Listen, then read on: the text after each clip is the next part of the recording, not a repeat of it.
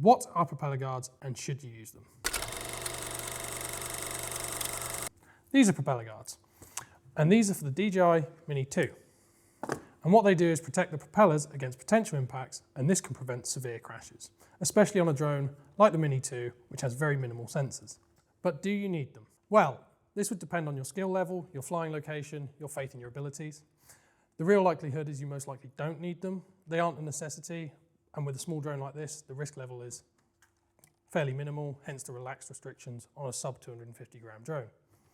This being said, they do have their advantages, especially if you're flying inside or near objects, and even more so if you're flying without a proper satellite connection.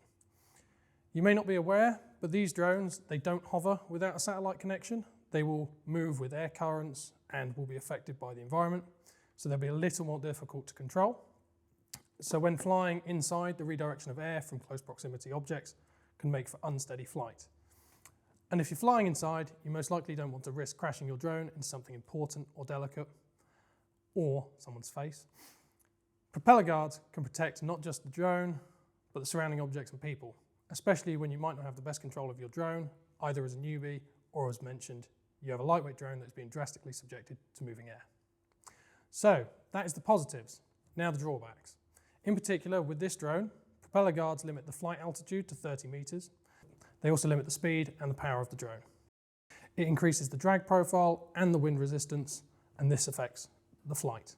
So when it comes to propeller guards, I make use of them at times, but only when I can't get a satellite connection or I'm flying indoors. But anyway, if you choose to get yourself some, this is how you fit propeller guards for the DJI Mini 2.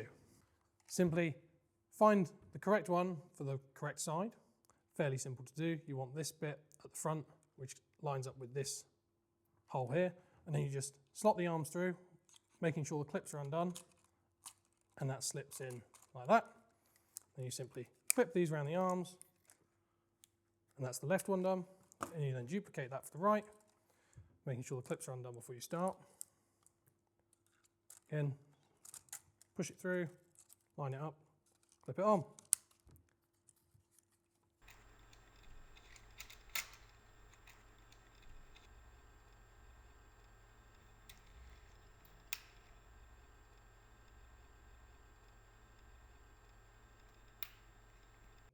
This now makes your drone safe to fly in an indoor environment.